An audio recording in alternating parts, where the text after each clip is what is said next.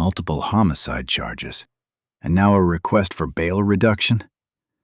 This isn't just a routine hearing. This is a high-stakes legal battle where one decision could change everything. The question is, should someone accused of killing 4 people even get a second chance at freedom? Capital murder of multiple persons.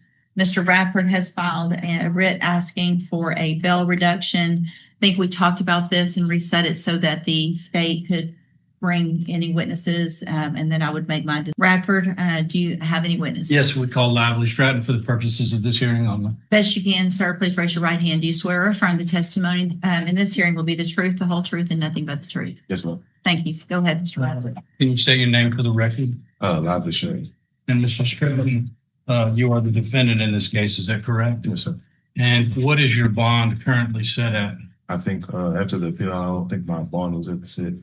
So it's your understanding that you have no bond at this time? Yes, sir. What was your bond set at prior to your trial? I think it was $1 million bond. Okay.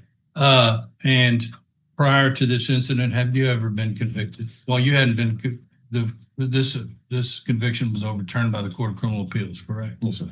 And prior to this incident, were you ever convicted of any crimes? No, sir. Where did you live at the time? In Beaumont. In Beaumont, and did you have a job? Yes, sir. Okay, how long have you been incarcerated? Going on 7 years. 7 years? So do you have any substantial savings or any monies that you have collected? No, as far as my bond, everything would be no contributions from like friends and family. Okay. And if the judge were to set a $250,000 bond, do you think it's possible that you had family members and friends that could make that amount? It'd be a stretch, but I think it would be possible. Okay. Pass the witness. Any questions? Mr. Pratt, tell me about the means that your family has. What do your parents do? What kind of assets do they have? What kind of income do they have? Well, my mom, she gets Social Security disability. My uncle, he's been a professor for the last 30 years. So I'm pretty sure he's got a good amount like saved up in travels and stuff like that. Do your parents own their homes? No, ma'am. Do they have cars? Does your uncle own his home? He probably does as well. And he's a professor at Lamar? No, he lives in another state. So would you agree with me that amongst the members of your family, you have considerable means to try to post a bond? I wouldn't even say considerable because I mean, my uncle is really like kind of tight as far as his money wise. So it'd just be even if he feels like doing it for me. I don't have anything for you, Judge. All right. Thank you. Any other witnesses? That's all I have, Judge. Ms. Malfino? Judge, I will call Detective Coffin. Good morning, sir. Would you please raise your right hand? Do you swear or affirm the testimony you're going to give in this hearing will be the truth, the whole truth, and nothing but the truth? Thank you. Go ahead. And before beginning, Judge, I asked the court to take judicial notice of the trial that you presided over some years ago, which gave you obviously a very good insight into the totality of the circumstances and the facts involving this case, and that there were 4 victims of this case. So just ask Detective Coffin, would you state your name for the record? My name's Frank Coffin. And were you one of the lead detectives on the case State versus Lively Stratton? Yes, ma'am, I was. And that involves the homicide of 4 individuals here next to Lamar campus here in Beaumont, Jefferson County. Yes, ma'am. And you were involved heavily in the trial process, preparation, et cetera, and you know what came before the court. Is there anything that you would like to add for Judge West's consideration with respect to a bond being set for Lively Stratton? Well, Judge, I don't know that I nor Beaumont has seen a murder like this before, where 4 people were gunned down so close to a college campus, so carelessly, so quickly. And I can't recall anything like that before. So I think that in itself states that's a significant event as far as murder is concerned. Detective Coffin, based on all of your years of training, experience, investigation of homicides, et cetera, do you feel like Lively Stratton presents a significant threat to the community of Beaumont if he is released? Significant threat. And do you feel like they're, based on the totality of all these circumstances, there's a great likelihood of his flight if he is released from custody? I would imagine that there would be, if knowing what he's faced with, knowing the amount of time that he'd already been sentenced to prison, the time that he can be sentenced again, there's no upside to not leaving.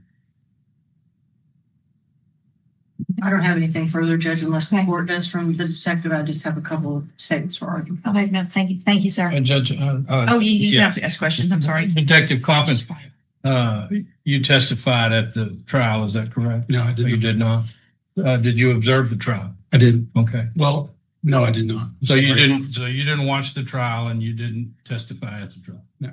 Okay, so you don't know what happened at the trial? I was not there for the day-to-day, but I do know what happened. I was here at the courthouse helping prepare with evidence, with witnesses, But you didn't watch the testimony, did you? with interviews. I did not watch the individual testimony.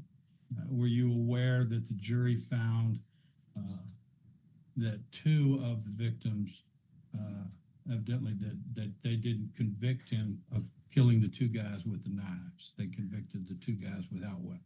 Were you aware of that? I'm not aware of the details of how many people or of how he killed each person. No. Okay. That's all I have. Anything else? No, Judge. All right. Thank you, sir. Thank you, ma'am. Ms. Malvino?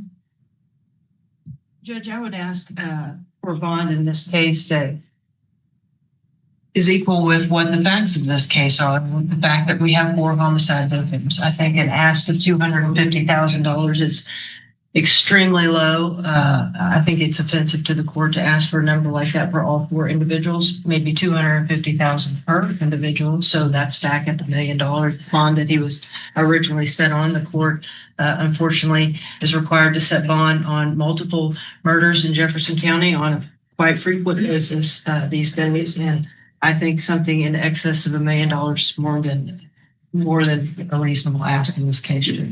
Thank you, Ms. Malvino. Mr. Radford? Judge, I would point out that the jury did find that there was evidently self-defense in 2 of the victims and that there was an error in the charge and that a new jury may find a different result based upon a new jury charge that should have been propounded to the jury.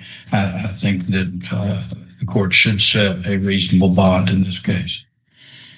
All right. So taking into account the testimony of the prior trial that I did preside over and argument by counsel, I'm going to grant the writ and set bail. I am going to find that bail in the amount of $1 million is appropriate for the nature of this offense and in line. $1 million bond, not reduced, reaffirmed. The judge is sending a clear message. The gravity of the arop outweighs the request for leniency. With GPS monitoring and house arrest conditions attached, this isn't freedom. It's tightly controlled uncertainty. So what do you think? Justice served or too harsh? In line with what I know about the case and the argument. What if there was bond made, there would be a GPS monitoring device required and house arrest. I would obviously, if that bond was made, need to know what that address would be. And then we will get the case set for an announcement and then move it to the trial as quickly as any you guys are ready to do that. Do we have a discovery? And Judge, I do have an update while we're here on it. Sure. With respect to discovery, Ms. Mayfield was very diligent in going through what we had, what we were able to locate on some thumb drives that we had made as just a backup in this case. Obviously, with the age of the case, et cetera, the court is aware of some of our hurdles we've had in recreating this massive file. Basically, we've also been working with Detective Coffin and BPD to make sure that we can get everything that is available to us to provide to Mr. Radford. I have done a spreadsheet type itemization of the media that I believe is there. What I would ask so that counsel and I are on the same page and make sure we both have the same things is that he would go through and itemize this in comparison with mine and make sure to let me know if he feels like there's anything that's missing. I will do the same now with this media itemization. I will go through and compare it to the hard copy file itself and cross over and make sure that we're not missing anything, but I do have 2 flash drives to turn over to him today. I also have spoken with multiple family members, and when the court has a little bit of a slower period towards that first part of March, we have meetings set up to meet with the family. I feel like I'm in constant contact. Okay.